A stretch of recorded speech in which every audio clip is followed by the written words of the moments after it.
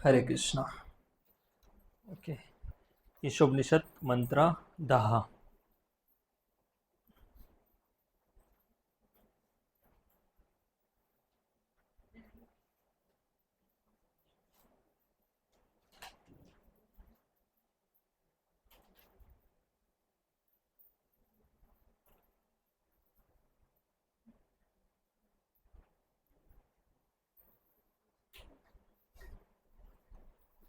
Okay. मंत्र number 10 माझ्या मागे म्हणा सर्वांनी. तर या टेबलमध्ये दिसतं तुम्हाला सर्वांना 10 नंबरचा विद्या आणि अविद्याचा अर्थ काय. कोण वाचन? वाचा यशोदा तू.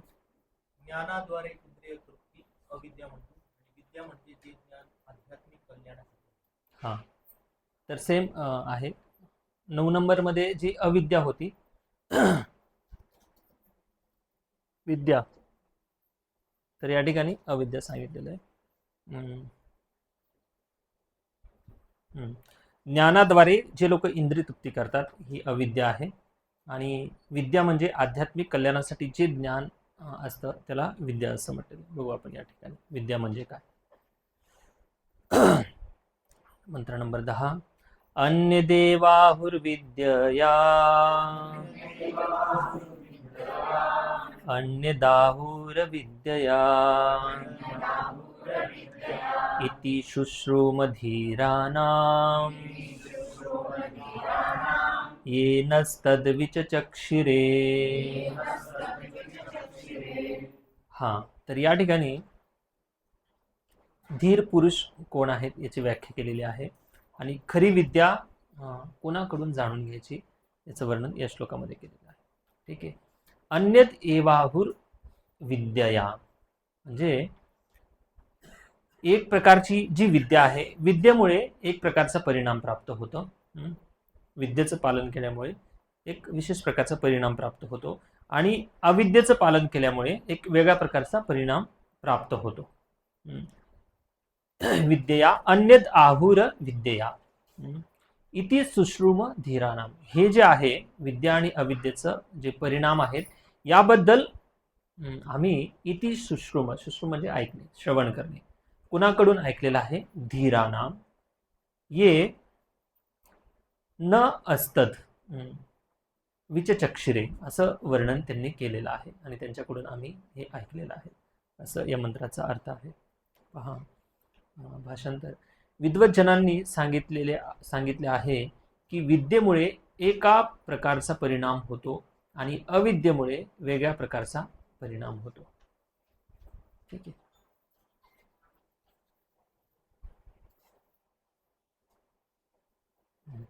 तर या ठिकाणी अविद्या म्हणजे जी ज्ञानाद्वारे इंद्रिय तृप्ती केली जाते, ज्ञानाच्या माध्यमातून जे आपण तथाकथित सो कॉल जे ज्ञान पाहिलं मागच्या श्लोकामध्ये त्याच्या आधारावर जी इंद्रिय तृप्ती केली जाते ती अविद्या म्हटलेलं आहे या ठिकाणी. आणि विद्या म्हणजे आध्यात्मिक कल्याणासाठी जे ज्ञान असतं त्याला विद्या असं म्हटलेलं आहे.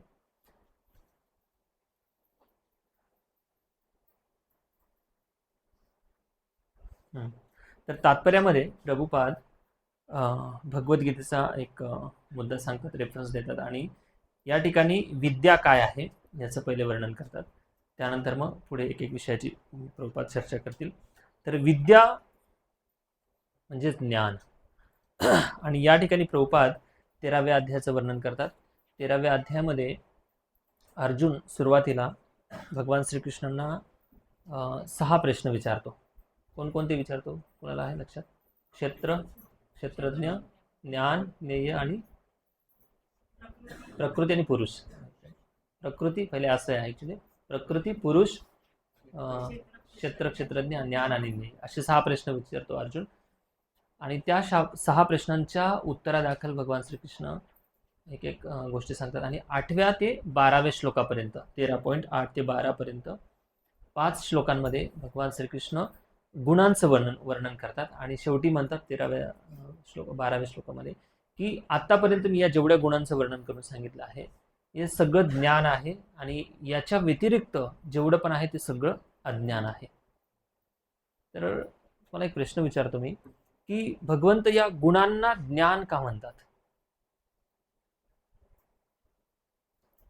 ही जी गुणांची लिस्ट दिलेली या ठिकाणी प्रभुपाद पण देतात, यांना ज्ञान असं का म्हणतात?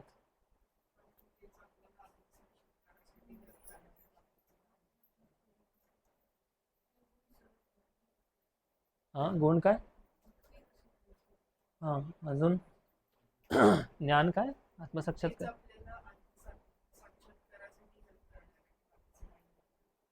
हा, ते तर गुण झाले. मग याला ज्ञान असं का म्हटलेलं आहे?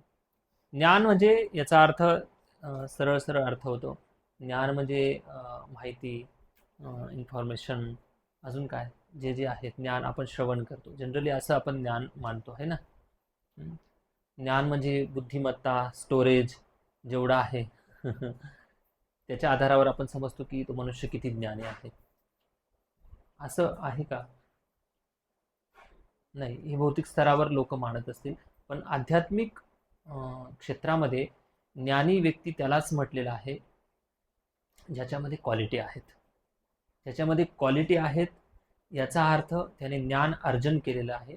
आणि भगवद्गीता 6.5 का, ज्ञान विज्ञान तृप्तात्मा कूटस्थ विजितेंद्रिय इत्य इत्युच्यते योगी समलोष्ट अश्मकांचना. कितवा श्लोक आहे? 6.6 8. हां, फार सुंदर सांगितले. ज्ञान विज्ञान तृप्तात्मा. तृप्त आत्मा, एखादा व्यक्ती खूप आत्मसंतुष्ट आहे, याचा अर्थ काय आहे? त्याने अगोदर ज्ञान प्राप्त केलेलं आहे आणि त्या ज्ञानाला जीवनामध्ये उतरवलेलं आहे. विज्ञान, त्याला विज्ञान असं म्हटलं, तेव्हा तो व्यक्ती तृप्त होतो. जर एखाद्या व्यक्तीमध्ये आत्मतृप्ती, आत्मसंतुष्टी ही क्वालिटी आहे, दुसऱ्याच्या ईर्ष्या द्वेषाचा हेवा वाटत नाही, संतुष्ट आहे आपल्या लाईफमध्ये, याचा अर्थ त्याने प्रॅक्टिस भरपूर केलेली आहे ज्ञानाची. त्यामुळेच गुण तेव्हाच एखाद्या व्यक्तीमध्ये विकसित होतात जेव्हा त्या व्यक्तीने पूर्वी कधी ना कधीतरी या गुणांच्यासाठी प्रॅक्टिस केलेली आहे, मेहनत केलेली आहे. नुसतं श्रवण करून, श्लोकांचं पठण करून खूप सारं ज्ञान आहे याचा अर्थ तो व्यक्ती गुणवान आहे असं अजिबात नाही. एक बुद्धीचा एक स्टोरेजचा भाग आहे, खूप प्रज्ञा जास्त आहे एखाद्या व्यक्तीची, आणि दुसऱ्या व्यक्तीमध्ये क्वालिटी आहे. श्रेष्ठ व्यक्ती कोण आहे? हां, क्वालिटीवाला व्यक्ती. कारण ज्याच्यामध्ये क्वालिटी, ज्याच्यामध्ये गुण आहेत, हा व्यक्ती शुद्ध असतो. ज्ञानी व्यक्ती शुद्ध असेलच असं नाही, कदाचित होईल भविष्यामध्ये प्रॅक्टिस करत असेल तर, पण गुण असणं फार महत्त्वाचं आहे. म्हणून चैतन्य चरितामृतमध्ये फार सुंदर श्लोक आहे, फलवंत वृक्ष आर गुणवंत जन, नम्रतासे तहार येई स्वभाव लक्षण. फार सुंदर ॲनॉलॉजी दिलेली आहे. फलवंत वृक्ष, फलवंत म्हणजे ज्या झाडाला खूप सारे फळं लागलेले आहेत, ते झाड स्वाभाविकपणे जमिनीकडे झुकलेलं असतं. फलवंत वृक्ष सेम आर गुणवंत जन.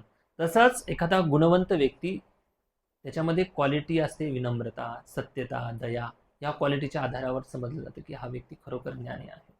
फलवंत वृक्ष आर गुणवंत जन, स्वभाव येई स्वभाव लक्षण. नम्रताचं स्वभाव लक्षण काय? हेच आहे विनम्रतेचं. तर अशा प्रकारे गुणांचं जे या ठिकाणी वर्णन केलेलं आहे, ज्याच्यामध्ये गुण आहेत त्याच्यामध्ये ऑलरेडी ज्ञान आहे. केवळ ज्ञानच नाही तर विज्ञानामध्ये त्यांनी प्रॅक्टिस केलेली आहे. म्हणून भगवंत गीतेमध्ये सांगतात ना, 2रा अध्याय, स्थितप्रज्ञ का भाषा समाधिस्तस्य केशव किम व्रजेत. नंतर भगवंत सांगतात, वीतराग भय क्रोध नाही, दुःखेषु अनुदिग्न मना सुखेषु विगत स्पृहा वीतराग भय क्रोध स्थितधीर मुनी उच्चते.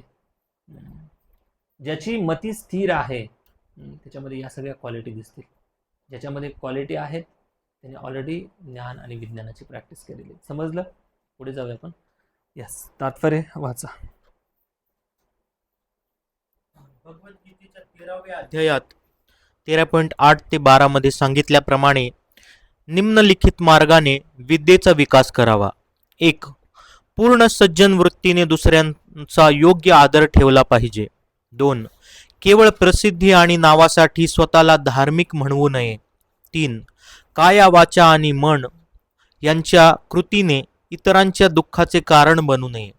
4. एक प्रश्न चर्चा करू थोडी.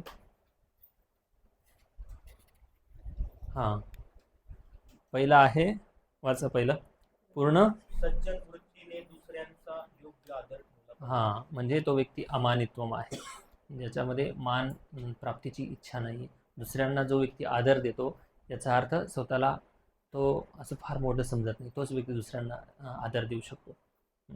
तर हा जो अमानित्वम जो गुण आहे, हा विनम्रतेचं लक्षण आहे. म्हणून विद्या विनये शोभते. Okay, next. केवळ प्रसिद्धी आणि नावासाठी स्वतःला धार्मिक बनवू नये. याला अदंभ म्हटलेलं आहे. दंभ एक असतं, एक आहे एक आणि प्रदर्शित करायचं एक, याला दंभ म्हणतात. पण ज्याच्यामध्ये दंभ नाही असा अदंभ व्यक्ती केवळ प्रसिद्धी आणि नावासाठी स्वतःला धार्मिक म्हणत नाही, असं म्हणू पण नाही. तर धार्मिक म्हणजे धर्मपालन, आध्यात्मिक उन्नती करणे, हे एक आपला व्यक्तिगत जीवनशैली, याच्यासाठी शो करण्याची आवश्यकता नाही. तिसरं, काया वाचा आणि मन यांच्या कृतीने इतरांच्या दुःखाचे कारण बनू नये. अहिंसा. अहिंसा कुणावर आपण म्हणतो ना, अहिंसा म्हणजे एखाद्या प्राण्याची हिंसा करणे, दुसऱ्या मनुष्याची हिंसा करणे किंवा शारीरिक वार करणे एखाद्यावर, यालाच हिंसा म्हणतो, असं नाही. तर हिंसा म्हणजे दुसऱ्यांच्या भावनांची कत्तल करणे, ही पण एक हिंसा आहे. दुसऱ्यांना मार्गभ्रष्ट करणे, ही पण एक प्रकारची हिंसा आहे. दुसऱ्याचं मन दुखावणे, ही पण एक हिंसा आहे. तर हे अहिंसेचं हे तत्व आहे. नेक्स्ट. इतरांच्या चेतावणीला न जुमानता आपण सहिष्णुता दाखविण्यास शिकले पाहिजे. सहिष्णुता म्हणजे सहनशीलता आहे ना. सहिष्णुता म्हणजे सहनशीलता. सहनशीलता हा एक खूप मोठा विषय आहे. इतरांच्या चेतावणीला न जुमानता आपण सहिष्णुता दाखवण्यास शिकले पाहिजे. तुकाराम महाराज एक अभंग आहे कोणाचा, दीन आणि दुर्बळाशी सुखराशी हरिकथा तारू भवसागरची उच्च नीच अधिकार. दीन आणि दुर्बळ कुणाला म्हटलेलं आहे? दीन आणि दुर्बळ. दीन आणि दुर्बल या लोकांना म्हटलेलं आहे की जे लोक दीन म्हणजे दुसऱ्यांच्याकडून मागितल्यानंतरच त्यांना जे पण मिळतं त्याला म्हणतात दीन. तर जे लोक त्यांची खुशी, त्यांचा आनंद दुसऱ्यांच्या वर आधारित आहे, दुसऱ्या व्यक्तींवर आधारित, दुसऱ्या वस्तूंवर आधारित, अशा लोकांना दीन म्हटलेलं आहे. आणि दुर्बळ म्हणजे जे लोक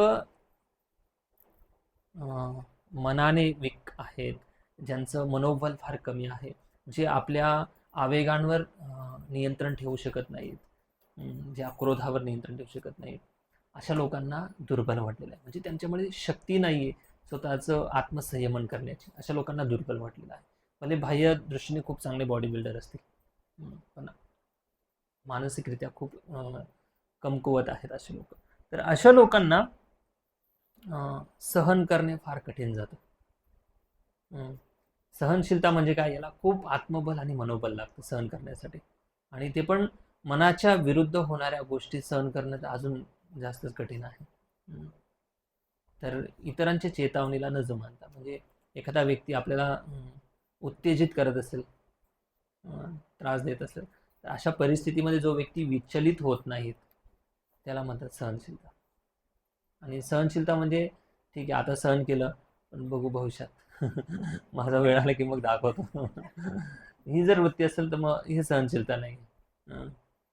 सहनशीलता म्हणजे तो व्यक्ती कायमस्वरूपीचा त्या प्रसंगाला, त्या घटनेला विसरून जातो, तर याला म्हणतात सहनशीलता. नेक्स्ट. दुसऱ्यांबरोबर वागताना दुटप्पीपणा करता कामा नये. दुटप्पीपणा म्हणजे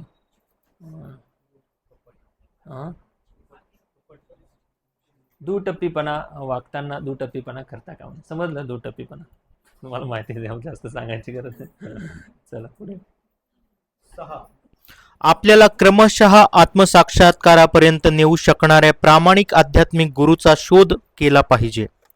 अशा गुरुला शरण जाऊन त्यांची सेवा करून त्यांना सुसंगत प्रश्न विचारले पाहिजेत. तद्विधी प्रणिपातेन परिप्रश्न सेवया उपदेक्षन्ति ते ज्ञानम ज्ञानिनस्तत्वदर्शन. गुरूंच्याकडे टाइमपास म्हणून अजिबात जायला नाही पाहिजे. या ठिकाणी प्रभुपाद काय सांगतात? सुसंगत प्रश्न विचारले पाहिजेत. सुसंगत म्हणजे गुरूंच्याकडे जाऊन क्रिकेटच्या गप्पा मारून काहीच फायदा नाही, है ना. टाइम वेस्ट आहे. म्हणजे एखाद्या माणसाला सोन्याची खाण सापडलेली आहे आणि त्या सोन्याच्या खाणीमध्ये लोखंड शोधतो. काय याला बुद्धिमत्ता म्हणता येईल का? नाही म्हणता येईल. म्हणून गुरूंच्याकडे जाऊन सुसंगत म्हणजे काय, आध्यात्मिक प्रश्न विचारले पाहिजे. विनाकामाचा तर्क वितर्क करून काही फायदा नाही. तर अशा प्रकारे ही आचार्य उपासना आहे, गुरूंची उपासना आहे. 7. आत्मसाक्षात्काराच्या स्तरावर पोहोचण्याकरिता शास्त्रांत दिलेल्या नियमांचे पालन केले पाहिजे. शौचम, शुद्धता फार महत्त्वाची आहे. आत्मसाक्षात्कारासाठी ज्या ज्या गोष्टींची गरज आहे त्या सगळ्या गोष्टींची शुद्धता पालन करणे महत्त्वाचं. 8. शास्त्रांचे सिद्धांत दृढतेने समजून घेतले पाहिजेत.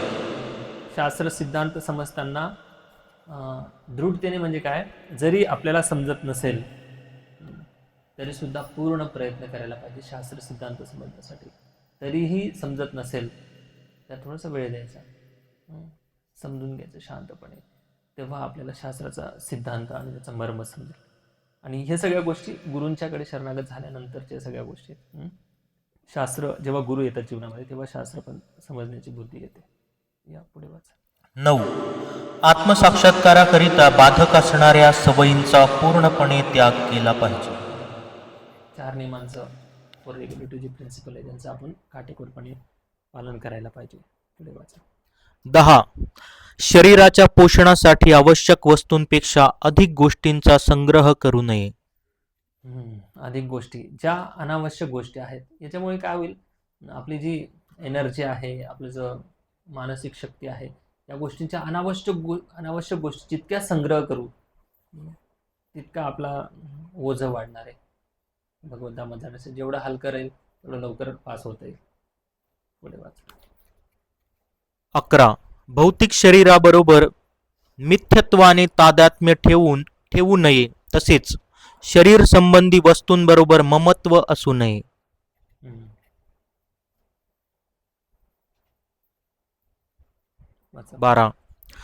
12. आपण ध्यानात ठेवले पाहिजे की जोपर्यंत हे शरीर आहे तोपर्यंत जन्म, मृत्यू, वृद्धावस्था आणि रोग या दुःखांना सामोरे गेलेच पाहिजे. शरीराच्या क्लेशांपासून मुक्त होण्यासाठी उपाययोजना करण्यात काहीच लाभ नाही. म्हणून आपले आध्यात्मिक स्वरूप पुन्हा प्राप्त होईल असे साधन शोधून काढणे ही सर्वात चांगली गोष्ट आहे. जन्म, मृत्यू, जरा, व्याधी, दुःख, दोषा, अनुदर्शनम, हे जे वारंवार अनुदर्शनम होते जन्म, मृत्यू, जरा, व्याधीचं, हे वास्तविक जे आहे याला समजून आपण या शरीराला ना नश्वर मानायचं आहे. नश्वर आहे, पण जर नश्वर मानून याचा जर आपण उपहास केला तर हे शरीर आत्मसाक्षात्कारासाठी आपल्याला एक साधन आहे. तर याच्यामध्ये जास्त याचं पॉलिश करण्याची पण गरज नाही. याला जास्त मेंटेन, जेवढं आवश्यक आहे तेवढ्या शरीराचं गरजा पूर्ण करा, बाकी सगळा वेळ आत्मसाक्षात्कारासाठी दिला पाहिजे, असं प्रभुपादांना म्हणायचं. 13. आध्यात्मिक प्रगतीसाठी जीवनावश्यक गरजांपेक्षा जास्त वस्तूंची आसक्ती ठेवू नये. आसक्ती ही कोणत्याही स्तराला चांगली नाही. अटॅचमेंट, भौतिक संसारात राहायचे पण देवाचं होऊन राहायचं, भौतिक संसाराचं नाही. 14. पत्नी, मुले व घरावर शास्त्रोक्त आज्ञेपेक्षा अधिक आसक्ती ठेवू नये. याच्यासाठी काय करायचं? पत्नी, मुले आणि घरावर, याच्यासाठी भरपूर बऱ्याचशा गोष्टी आहेत. आपण श्लोक भागवतामध्ये देह आप्त कलत्र आदेशू असच सैन्यशू असच सोटी, हे सगळे असंच सैन्य आहेत, हे लक्षात ठेवलं पाहिजे. कोणी आपल्याला वाचू शकत नाही, खरोखर कोण वाचू शकत नाही. एखादा व्यक्ती ॲडमिट आहे, दवाखान्यात ॲडमिट आहे, ICU मध्ये कुठे, त्याचा त्रास कोणी वाटून घेतं का? नाही. नारळ पाणी देतील याच्यावर काय कोण देणार?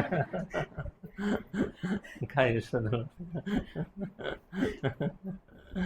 आपला त्रास आपल्यालाच होतो, दुसरं कोण काय करणार आहे?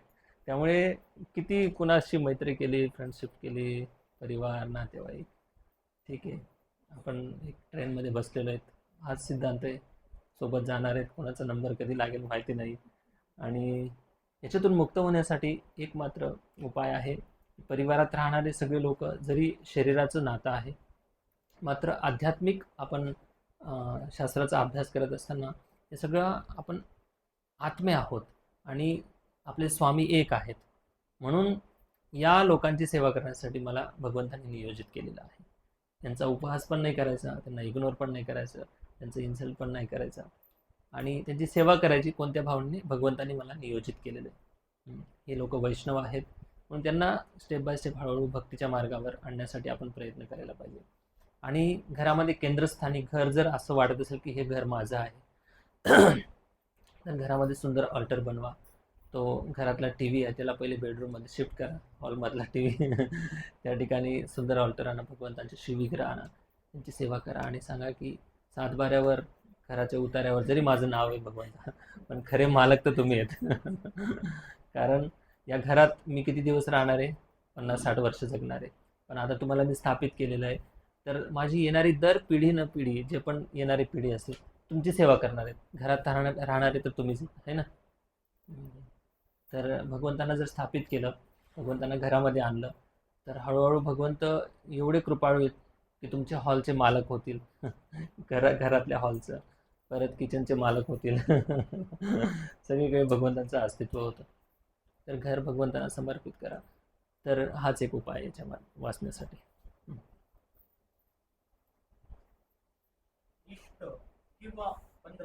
इष्ट किंवा अनिष्ट गोष्टींनी सुखी किंवा दुःखी होऊ नये, कारण या भावना केवळ मनोनिर्मित आहेत.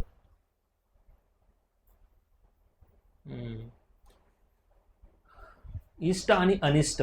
जेव्हा इष्ट जे चांगलं होतं ते आपल्याला आवडतं, जे अनिष्ट होतं ते आपल्याला आवडत नाही. मग परिस्थिती असो किंवा व्यक्ती असो किंवा अजून कोणतीही गोष्ट असो, आपण या जगामध्ये नेहमी पहा इतकं आपण चालाकीने जीवन जगतो या जगात की प्रिय आणि अप्रिय गोष्टींचा, परिस्थितीचा आणि व्यक्तींचा नेहमी भेद करत राहतो आपण. आणि त्या याच्यामध्ये आपण कुणाला लाईक करतो, कुणाला डिसलाईक करतो. चांगल्या लोकांना आपण आपलंसं मानतो, त्यांच्यासोबत राहण्याचा प्रयत्न करतो, त्यांच्यासोबत टाईम स्पेंड करावासा वाटतो. आणि जे लोक आपल्याला आवडत नाही त्यांच्यापासून आपण दूर राहतो, है ना. तर प्राकृतिक कर्माचा फेरा इतका भयानक आहे की ज्यांना आपण आज प्रिय मानतो तेच भविष्यात आपलं पाईप लावून रक्त काढतात अप्रिय बनतात. तर अशी परिस्थिती. त्यामुळे अशा परिस्थिती, बाह्य परिस्थिती या नेहमी बदलत राहतील. सिच्युएशन ही कोणतीही असू शकते, पण आंतरिक जर स्थिरता असेल, जर आपल्यामध्ये गुणांचा विकास झाला असेल, तर परिस्थिती ही इष्ट असो किंवा अनिष्ट असो त्याच्यामध्ये फार सुखी जर होत असो आपण, कुठल्याही सुखी होण्याची जी परिस्थिती आहे, प्रसंग आहे, त्याच्यामध्ये अधिक आनंद व्यक्त करणे हे पण बरोबर नाही. जास्त कुठल्याही गोष्टीला एक मर्यादा असते. आणि जो व्यक्ती सुखामध्ये अधिक आनंदी होतो ना, तो व्यक्ती दुःखामध्ये सुद्धा अधिक दुःखी होतो. समजलं? ग्राफ आहे ना असा होतो डायरेक्ट कारण त्याचं नेचर, स्वभाव सुखाच्या अपेक्षेने जगण्याचा असतो. जसं दुःख मिळतं तसं त्याचा इकडे काटा येतो. तर सुख आणि दुःख, सुखेषु अनुद्विग्न म्हणा, दुःखेषु विगत स्पृह. श्लोक इतका भारी वाटतो ऐकायला, बोलायला पण जेव्हा परिस्थिती येते तेव्हा खरोखर कस लागते, सगळ्या गोष्टींची कसोटी असते आपल्यासाठी. Okay, next. भगवान श्रीकृष्णांचा अनन्य भक्त होऊन एकाग्र चित्ताने त्यांची सेवा करावी. हा सगळ्यात महत्त्वाचा गुण आहे. अव्यभिचारिणी भक्ती आहे. अनन्य भक्त, अन्य कुणाचाही नाही, फक्त श्रीकृष्णांचा. जर भक्त बनलो आपण तर या सगळ्या गुणांचा विकास होणं पॉसिबल आहे. जर भक्त नसू आणि गुण जर असतील आपल्याकडे तर हे गुण जे आहेत तात्पुरते गुण असतात. जर भगवत भक्ती नसेल एखाद्यामध्ये आणि या गुणांचा जरी विकास झाला असेल तर प्रत्येक गुणामागे एक हिडन मोटिव्ह असतो. समजलं ना. नम्रता तो व्यक्ती तेव्हाच प्रदर्शित करेल जेव्हा त्याचा काहीतरी स्वार्थ असेल. सहन व्यक्ती तो तेव्हाच करेल जेव्हा त्याचा काही ना काहीतरी स्वार्थ असेल. जेव्हा स्वार्थ संपेल तेव्हा तो सहनशीलता नाही दाखवणार. जर तो भक्त असेल तर त्याच्यामध्ये हे गुण कायमस्वरूपी निवास करतात, कारण त्याचा उद्देश हा निस्वार्थ आहे. त्याचा उद्देश भगवत भावना भावित जीवन आहे. त्यामुळे भक्त असेल तर या सगळ्या क्वालिटीचा संगोपन होत असतं. पुढे वाचा. प्रगतीसाठी शांत आणि प्रसन्न वातावरण असलेल्या निर्जन ठिकाणी राहण्याबद्दल अभिरुची निर्माण करावी. गर्दीच्या वस्तीत जेथे अभक्त जमतात अशी ठिकाणे टाळावीत. याला म्हणतात सजातीय स्निग्धस्य. या ठिकाणी अशा ठिकाणी राहण्याचा इच्छा करा ज्या ठिकाणी सजातीय आपल्याला भक्तीला सपोर्ट करणारे लोक आहेत, मदत करणारे लोक आहेत. अशांच्या संगतीमध्ये राहिलं तर भक्तीची वाढ होते. ठीक आहे ना. तर भक्तांच्या संगतीत जप करणे आणि भाजी मंडईमध्ये जप करणे फरक आहे का? फरक आहे का नाही? चला पुढे सांगा. 18. शास्त्रज्ञ किंवा तत्वज्ञानी होऊन आध्यात्मिक ज्ञानात संशोधन करावे. असे करताना लक्षात ठेवावे की आध्यात्मिक ज्ञान शाश्वत आहे, तर भौतिक ज्ञान शरीराच्या मृत्यूबरोबर समाप्त होते. तर हे नेहमी नित्य स्मरणात ठेवायला पाहिजे. आता या ठिकाणी भगवान श्रीकृष्ण 18 गुणांचं वर्णन करतात. तर हे म्हणजे ज्ञान आहे आणि याला सोडून सर्व अज्ञान आहे. तर हे सगळ्या क्वालिटी कोणी कोणत्या शाळेमध्ये शिकले होते का? नाही शिकलो आपण. तर ही प्रभुपादांच्या शाळेत आपण शिकतोय. नेक्स्ट वाचा. वरील 18 मुद्दे मिळून खरे ज्ञान विकसित करण्याची एक क्रमिक विधी तयार होते. हे मुद्दे सोडले तर बाकी सर्व पद्धती अविद्येत जमा होतात. श्रील भक्तिविनोद ठाकूर या महान आचार्यांनी म्हटले आहे की सर्व प्रकारची विद्या, भौतिक विद्या निव्वळ मायेचे वैभव आहे. ही विद्या मायार वैभव, विद्यार गौरवे भ्रमी देशे देशे धन उपार्जन करी. या विद्याने विभूषित होऊन तो व्यक्ती एक छानपैकी सर्टिफिकेट पेपरवरची डिग्री प्राप्त करतो आणि त्या डिग्रीच्या आधारावर विद्यार गौरवे भ्रमी देशे देशे देश विदेशांमध्ये भ्रमण करतो आणि धन उपार्जन करी. धन उपार्जन करण्यासाठी फिरतो. बाकी काय उद्देश नाही. धन प्राप्त झाल्यानंतर बेस्ट प्रकार क्वालिटीची इंद्रियतृप्ती कशी करता येईल हा उद्देश अविद्येचा मार्ग आहे. येस पुढे वाचा. व मायेचे वैभव आहे व असे ज्ञान संपादन करणारा मनुष्य गाढवापेक्षा अधिक श्रेष्ठ नाही. तर असे विद्वान तथाकथित जे लोक आहेत विद्वान यांना गाढवाशी उपमा दिलेली. गाढव म्हणजे काय माहिती? गाढवाची या ठिकाणी का दिलेली आहे? पूर्वी ना मोठमोठे पंडित लोक शास्त्राचं अध्ययन कथा करण्यासाठी एका गावामधून दुसऱ्या गावात असं नेहमी प्रवास करायचे आणि त्यांच्याकडे पुस्तकांचा एक मोठा ओझा असायचं आणि मग कधी कधी भाड्याने गाढव घ्यायचे. ते गाढवाच्या पाठीवर पुस्तकं ठेवायचे. एका गावावरून दुसऱ्या गावात ते गाढव घेऊन जायचं. गाढवाच्या पाठीवर पुस्तकं ठेवले, पुस्तकांचा गाढवाशी संपर्क आहे की नाही? आहे. याचा अर्थ गाढव पंडित बनला का? नाही बनला. तर अशी पद्धत आहे गाढवाची. तर भौतिक विद्या किती संग्रह केला तरी गुणांचा विकास होणार नाही.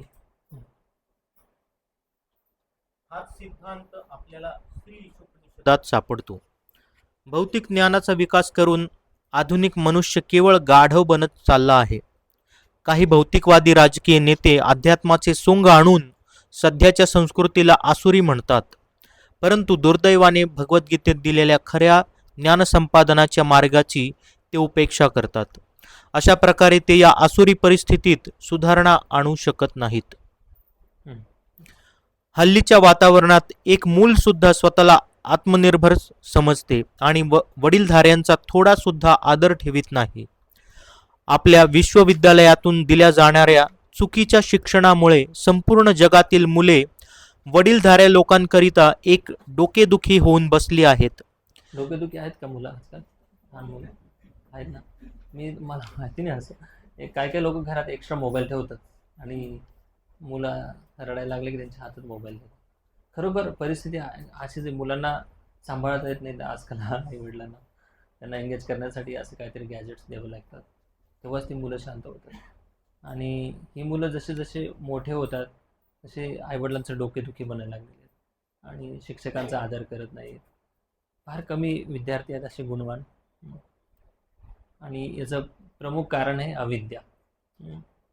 कृष्ण भावनाभावी जीवन नाही आहे म्हणून उद्देशविहीन जे जीवन आहे हे चांगलं नाही. वाचा पुढे. श्री ईशोपनिषद इशारा देते की अविद्येची संस्कृती ज्ञानापेक्षा वेगळी आहे.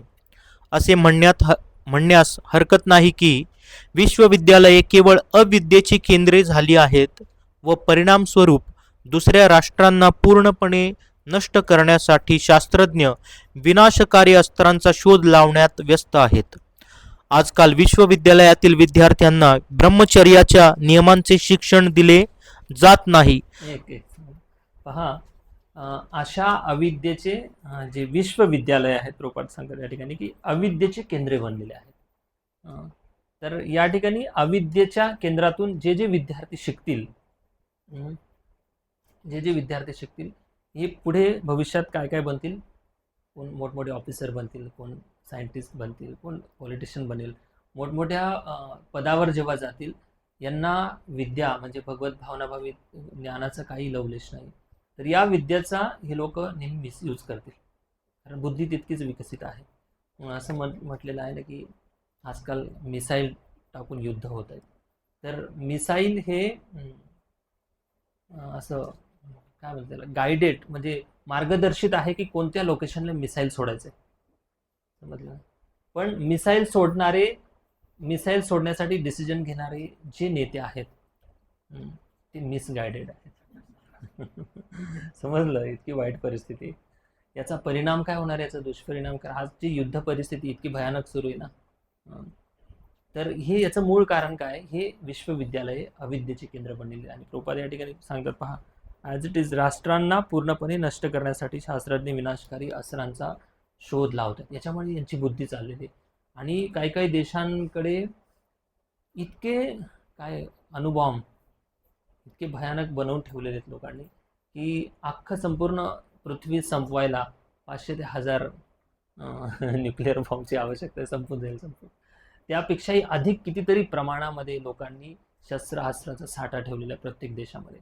आणि याची पूर्ण आर्थिक खर्च जो आहे, इतका जास्त खर्च आहे, कितीतरी माहिती नाही, याचा रेशो मला नाही माहिती, पण खूप सारा पैसा प्रत्येक देशाचा या डिफेन्सवर संरक्षण खात्यासाठी फक्त वापरला जातो.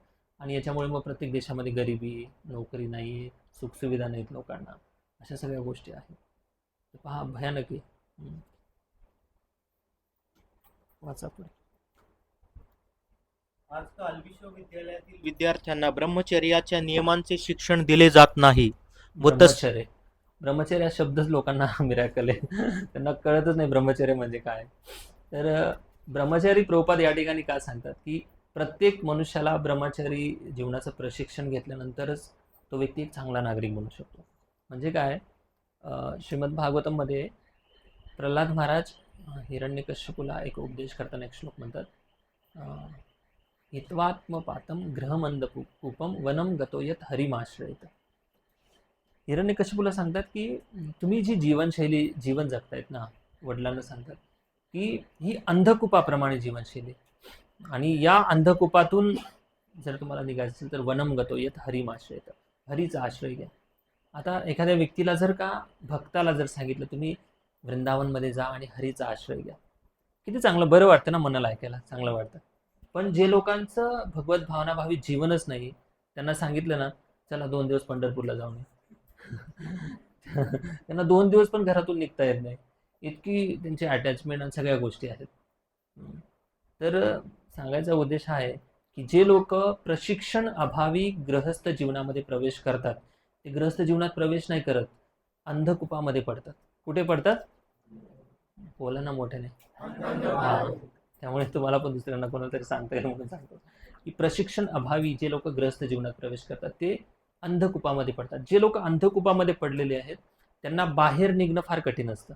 अंधकूप म्हणजे अशी विहीर आहे ज्या विहिरीमध्ये म्हणजे पूर्ण अंधार आहे, खाली काय दिसतच नाही अजिबात, अशी विहीर आहे. याला म्हणतात ग्रहमेधी जीवन.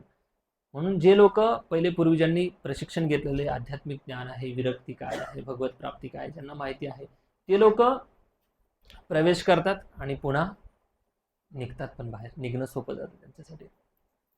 तर हे अंधकूप आहे असं जीवन, प्रशिक्षणाअभावी जीवन. म्हणून प्रभुपाद या ठिकाणी सांगतात की ब्रह्मचर्य व्रतासाठी आपण प्रशिक्षण घेणं फार महत्त्वाचं आहे.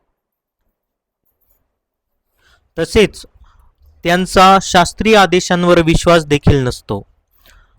धर्माचे शिक्षण केवळ नाव व प्रसिद्धीसाठी देण्यात येत आहे, व्यवहारात आणण्यासाठी नव्हे. अशा प्रकारे सामाजिक व राजकीय क्षेत्रातच नव्हे तर धार्मिक क्षेत्रात सुद्धा शत्रुत्व आढळते. सामान्य लोकांना देण्यात येणाऱ्या अविद्येच्या शिक्षणामुळे जगाच्या विविध भागात राष्ट्रवादाला ऊत आला आहे. कोणी असा विचारच करीत नाही की पृथ्वी ही असीमित अंतराळात तरंगणाऱ्या अनेक गोळ्यांप्रमाणे एक जड पदार्थांचा गोळा आहे व अंतराळाच्या विस्ताराच्या तुलनेने हे गोळे हवेतील धुळीकणासारखेच आहेत. स्वतः भगवंतांनी हे परिपूर्ण गोळे निर्माण केल्यामुळे ते अंतराळात तरंगण्याची पूर्ण व्यवस्थाही त्यांनीच केली आहे. आमच्या अंतराळ यानाच्या चालकांना त्यांच्या यशाचा गर्व वाटत असेल, परंतु ज्यांना आपण ग्रह समजतो त्या विशाल आणि अजस्त्र यानाच्या परमचालकाचा ते विचारही करीत नाहीत. राष्ट्रवादाचा ऊत आलाय. ऊत म्हणजे काय? लोकांना आपापल्या सीमा वाढवायच्या आहेत, आपल्या देशाबद्दल आणि सगळ्या गोष्टींबद्दल इतकं लोकांना स्वाभिमान आणि सगळ्या गोष्टी आहेत. तर याची वास्तविक मालक कोण आहेत हे लोकांना झिरो नॉलेज आहे याच्याबद्दल. आणि त्याच्यामुळे त्यांची पूर्ण एनर्जी, चेतना त्या राष्ट्रवादामध्ये लागलेली आहे. आणि याच्या मागे व्यवस्था चालवणारे स्वयं भगवंत आहेत हे आजकाल लोक विसरलेले आहेत. नेक्स्ट. आकाशात अगणित सूर्य आणि अगणित ग्रह लोकही आहेत. परमेश्वराचे सूक्ष्म अंश या नात्याने आपण सर्व क्षुद्र जीव या अनंत ग्रहांवर नियंत्रण करण्याचा प्रयत्न करतो. यामुळेच आपण सतत जन्म आणि मृत्यूचा अनुभव घेतो व प्रत्येक जन्मामध्ये वृद्धावस्था व आजार येऊन आपल्याला वैफल्य येते. मनुष्याचे आयुष्यमान 100 वर्षांपर्यंत ठरलेले असले तरी ते हळूहळू 20 किंवा 30 वर्षांपर्यंत घटत चालले आहे. आणि अविद्येच्या संस्कृतीची कमाल म्हणजे या अल्पशा काळात चांगल्या प्रकारे इंद्रिय सुख भोगण्याकरिता मूर्ख लोकांनी या ठिकाणी स्वतःची राष्ट्रे निर्माण केली आहेत. असे मूर्ख लोक वेगवेगळ्या योजना आखून देशांच्या सीमा जास्तीत जास्त निश्चित करण्याचा प्रयत्न करतात. याच कारणामुळे प्रत्येक देश दुसऱ्या देशांकरिता चिंतेचा विषय बनला आहे. देशाची 50% अधिक शक्ती संरक्षणावर खर्च होऊन वाया जाते. विद्येची कोणीही जोपासना करीत नाही व तरी देखील लोकांना भौतिक आणि आध्यात्मिक ज्ञानात प्रगती केल्याचा गर्व आहे. तर ही प्रगती आहे. जितकं ज्या देशांकडे जितकं सैन्य बळ आहे, जितकी डिफेन्सवर त्यांच्याकडे अस्त्रशस्त्राचा साठा आहे, ते लोक आज संपूर्ण जगावर प्रभुत्व गाजवण्याचा प्रयत्न करत आहेत. तर या सगळ्या गोष्टी अविद्यामुळे याचा दुष्परिणाम आहे आणि अध्यात्माला उपेक्षा केल्यामुळे याचा दुष्परिणाम आहे. आणि किती सीमा वाढवणार. एक दिवस तर संपूर्ण पृथ्वीचे मालक तर भगवंतच आहे. तर या भगवंतांच्या स्वामित्वाला विसरल्यामुळे छोट्या छोट्या कारणांवरून मोठमोठे युद्ध आणि भांडणं होत आहेत. ओके, पुढे. दोषपूर्ण शिक्षण पद्धतीच्या बाबतीत आपल्याला सावधान करते आणि भगवद्गीतेच्या खऱ्या ज्ञानाच्या विकासासंबंधी उपदेश देते.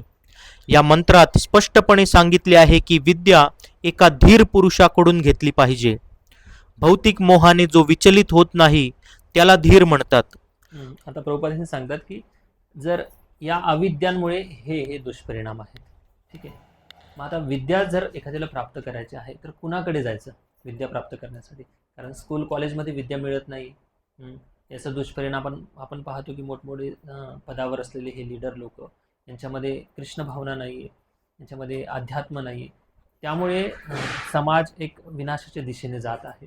तर विद्या जर प्राप्त करायची असेल तर याच्यामध्ये पण एक सावधानी घेणं फार महत्त्वाचं आहे. विद्या कुणाकडूनही प्राप्त होत नाही. तर त्याच्यासाठी एक धीर पुरुषाकडून विद्या प्राप्त केली पाहिजे असं प्रभुपाद या ठिकाणी सांगतात.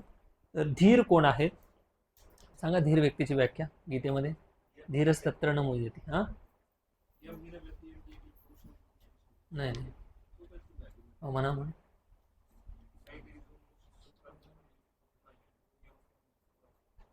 नाही रे, धीरच तत्र न मुह्यते दुसरा अध्याय ना, कोणता श्लोक? धीरच तत्र न मुह्यते. मात्र स्पर्शस्तु कोणते शीतोष्ण सुख दुःख आगम सांस्ते तीक्षस्व भारत. चला शोधा नारायणपूर गीता के पंडित. हां, तर धीर व्यक्ती कोण आहेत? तर धीर व्यक्तीची काही लक्षणं शास्त्रामध्ये सांगितलेली आहेत. तर धीर व्यक्ती म्हणजे जो व्यक्ती ज्याचं आत्मसंयम आहे, ज्याला आत्मसाक्षात्कार झालेला आहे, ज्याचं वाणीवर, मनावर, इंद्रियांवर पूर्ण नियंत्रण आहे, तो मनाच्या आवेगांना सहन करण्याची ज्याच्यामध्ये सामर्थ्य आहे, असा व्यक्ती धीर आहे. उपदेशामृत स्थितप्रज्ञ का भाषा सम ते एक स्थितधीर मुनी उच्चते, ते पण आहे धीर व्यक्तीचे, त्याच्यामध्ये पण क्वालिटी आहेत. म्हणजे परिस्थितींमध्ये तो व्यक्ती विचलित होत नाही. अनुकूल किंवा प्रतिकूल परिस्थितीमध्ये विचलित होत नाही.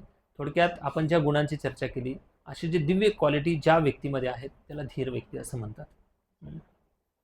तर हां साक्षात्कारी झाले. वाचो वेगम मनसा क्रोध वेगम जिव्हा वेगम उदरूपस्थ वेगम एतान वेगान यो विषयत धीरः सर्वामपि मां पृथ्वीं सशिष्यात.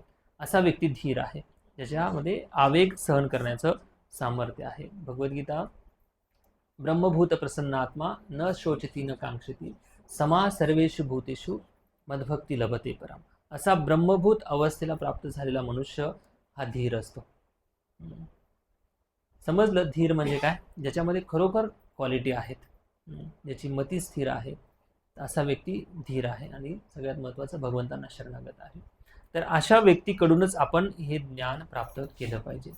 नाहीतर दुसऱ्या जो व्यक्ती मुक्त नाही आहे तो मुक्तीचं ज्ञान देऊ शकत नाही, दुसऱ्यांना मुक्त करू शकत नाही. जो ऑलरेडी बांधलेला आहे, जो ऑलरेडी बद्ध आहे, काम क्रोध परायणा ज्याचं जीवनशैली आहे, असा व्यक्ती कडून विद्या प्राप्त करून काही फायदा नाही. म्हणून प्रभुपाद भागवतमध्ये बऱ्याच ठिकाणी सांगतात की भागवत कुणाकडून ऐकलं पाहिजे.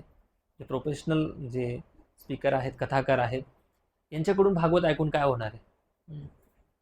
मनोरंजन होणार. 1-2 व्हिडिओ फोटो स्टेटसला टाकले, झाले हरी बोल आम्ही भागवत कथा ऐकली, असं थोडीच होणार आहे. भागवत त्या व्यक्तीकडून ऐका ज्याला भागवतांचा स्पर्श आहे हृदयामध्ये, ज्याचं भगवंतांवर खरोखर प्रेम आहे, भागवतमचं त्याने थोडा तरी रसास्वादन केलेलं आहे. तर अशा आचार्यांच्याकडून भागवतम आणि ज्ञान ग्रहण केलं पाहिजे. तरी आहे धीर पुरुषाची व्याख्या. पुढे वाचा. पूर्ण आध्यात्मिक साक्षात्कार झाल्याशिवाय कोणालाही धीर होता येत नाही. हा साक्षात्कार झाल्यावर धीर कोणत्याही वस्तूची इच्छा करीत नाही किंवा कोणत्याही वस्तूबद्दल शोक करीत नाही.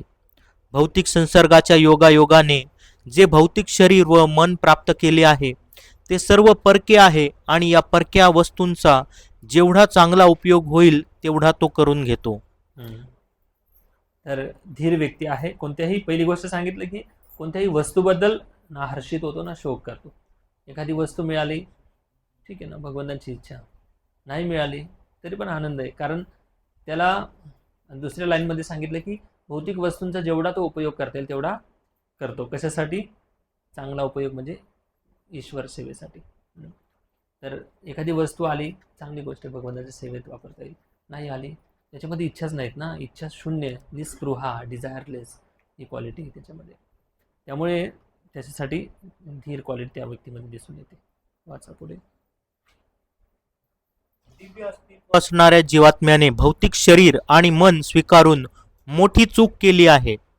जीवात्म्याची दिव्य वैकुंठ लोकात खरी कार्ये असतात, परंतु हे भौतिक जगत तर मृत आहे. सजीव आध्यात्मिक स्फुल्लिंग मृत पदार्थांच्या गोळ्यात वास करतात तेव्हा हे गोळे सजीव भासतात व हे मृत जगत जिवंत वाटते. प्रत्यक्षात भगवंतांचे अंश असलेले जीवात्मेच हे जग चालवित असतात. श्रेष्ठ अधिकारवंतांकडून श्रवण करून हे सत्य जाणणाऱ्या लोकांना धीर म्हणतात. धीर पुरुषांना नियमांचे पालन करून या ज्ञानाचा साक्षात्कार होतो. प्रभुपाद आहे ना, एक लाईन तुम्ही नीट वाचा प्रभुपादांचं परपट. असं थेरॉटिकल प्रभुपाद कधीच बोलत नाही. प्रभुपादांच्या बऱ्याचशा वाक्य आहेत ना, तुम्ही त्याच वेळेस समजू शकतो आपण ज्यावेळेस त्याचा तुम्हाला खरोखर अनुभव येईल. हे प्रभुपाद बऱ्याच ठिकाणी असं लिहितात, म्हणजे काय, हे जे जग आहे ना असं एकदम मशीनप्रमाणे काम करते. तर तुम्हाला याचं रिअलायझेशन कधी ना कधी होणारच आहे. मशीनप्रमाणे कसं काम करतं म्हणजे काय, नुसतं वाचून आपल्याला समजलं असं नाही. एक दिवस तुम्हाला प्रत्यक्ष याचं दर्शन होईल की हे मशीनप्रमाणे काम करते. त्यामुळे असा जो धीर मनुष्य आहे, तर धीर व्यक्ती अशा गोष्टींना ॲज इट इज पाहतो, जसं आहे तसं पाहतो. आपण श्रवणाच्या माध्यमातून समजून घेतो, पण ही धीर लोक प्रत्यक्ष पाहतात. म्हणून अशा धीर पुरुषांचं साक्षात्कारी हे लोक असतात, धीर पुरुष. ओके. नियमांच्या पालनासाठी एका प्रामाणिक आध्यात्मिक गुरुची शरणागती स्वीकारली पाहिजे. गुरुकडून शिष्याला दिव्य संदेश व नियम समजत असतात. हे ज्ञान अविद्येच्या शिक्षणाप्रमाणे दोषपूर्ण धोकादायक रीतीने येत नसते. भगवंतांच्या संदेशांना प्रामाणिक गुरुकडून सविनय ऐकूनच आपण धीर पुरुष होऊ शकतो. उदाहरणार्थ, भगवान श्रीकृष्णांकडून नम्रतेने श्रवण केल्यामुळेच अर्जुन धीर बनला. उत्तम शिष्य हा अर्जुनाप्रमाणे असला पाहिजे आणि गुरु हे भगवंतांप्रमाणे असले पाहिजेत. धीरांकडून विद्या संपादन करण्याची हीच विधी आहे. या ठिकाणी प्रभुपाद सांगतात की कुरुक्षेत्राच्या युद्धभूमीवर जेव्हा अर्जुन विचलित झाला, अर्जुनाला कळत नव्हतं की काय करावं आणि काय करू नये, तर समोर तर त्यांचे गुरु होते की नाही? कोण होते? कोण होते? द्रोणाचार्य होते. बोला. द्रोणाचार्य होते. तर प्रॉब्लेम आला तर गुरूंना संपर्क करतो ना आपण, मनुष्य साधारण आपण मेसेज कॉल करतो गुरूंना, मला याच्याबद्दल मार्गदर्शन करा. समोरच त्यांचे गुरु आहेत, पण अर्जुन त्यांच्याकडे गेला नाही. का गेला नाही? द्रोणाचार्यांच्याकडे का गेला नाही? काय करावं, युद्ध करू की नको करू? कारण त्यांची त्यांची जी विद्या होती ही आध्यात्मिक विद्या नव्हती. त्यांची युद्धकलेची विद्या होती. आणि द्रोणाचार्यांनी सुद्धा अधार्मिक पक्षाचा त्यांनी आश्रय घेतला होता. एक रिझन होतं. आणि त्यामुळे अर्जुनाने पाहिलं की या ठिकाणी एकमात्र असं व्यक्ती जे मला मार्गदर्शन करू शकतात ते म्हणजे भगवान श्रीकृष्ण. आणि अशा प्रामाणिक स्रोतकडून त्यांनी जेव्हा श्रवण केलं, ज्ञान प्राप्त केलं, तर त्याचा दुष्परिणाम परिणाम इतका चांगला झाला. नष्टमोह स्मृतीर लब्धा तत्प्रसादात मयाच्युता स्थितोस्मी गतसंदेह करिष्ये वचनं तव. भगवंतांच्या आज्ञेचं पालन करण्यासाठी पूर्णपणे तयार झाला अर्जुन. सर्व संशय अर्जुनाचे दूर झाले. म्हणून प्रभुपाद या ठिकाणी सांगतात की सविनय भावनेने ही विद्या ग्रहण केली पाहिजे. आणि जसं अविद्येचे जे दुष्परिणाम आपण ऐकलेत, तशातला एकही दुष्परिणाम या विद्येच्या मार्गामध्ये येत नाही. निश्चितपणे विद्याचा मार्ग जो आहे हा स्पष्टता आणतो, स्थिरता आणते, मनामध्ये गुणांचा विकास होतो आणि नेहमी त्याचं आत्म्याचं, स्वतःचं आणि दुसऱ्यांचं व्यक्ती कल्याण करू शकतो. एक अधीर, ज्याने धीर होण्यासाठी प्रशिक्षण घेतलेले नाही, योग्य नेता होऊ शकत नाही. आधुनिक राजकारणी धीर असल्याचा बहाणा करतात, परंतु खरे पाहता ते अधीर आहेत व आपण त्यांच्याकडून खऱ्या ज्ञानाची अपेक्षा करू शकत नाही. त्यांचे लक्ष केवळ त्यांच्या मानधनावर असते. तेव्हा ते लोकांना आत्मसाक्षात्काराच्या मार्गावर कसे काय नेऊ शकतील? म्हणून खरी विद्या प्राप्त करण्यासाठी आपण धीर पुरुषाकडून नम्र भावाने श्रवण केले पाहिजे. हाच मार्ग आहे. जे तथाकथित जे लोक आहेत समाजामध्ये, जे धीर असल्याचं दाखवतात, पण ते धीर नाहीत. त्यांच्याकडून ज्ञान घेऊन काही फायदा होणार नाही. फायदा होईल फक्त रोटी कपडा मकान, भौतिक जगाची प्रगती, चांगल्यात चांगली इंद्रियतृप्ती कशी करता येईल याबद्दल माहिती मिळेल, मात्र आध्यात्मिक कल्याण कधी होणार नाही. तर या ठिकाणी विद्या आणि अविद्या या दोन गोष्टींची आपण चर्चा केली. पहिल्या मंत्रामध्ये 9 नंबरमध्ये लक्षात ठेवा, अविद्या म्हणजे काय होतं सांगा? अज्ञानामध्ये जे लोक इंद्रियतृप्ती करतात, अज्ञानामध्ये. आणि विद्या म्हणजे काय? या ठिकाणी कोणत्या विद्येचं वर्णन केलेलं आहे? ज्ञानामध्ये इंद्रियतृप्ती करणारी कोणती विद्या आहे?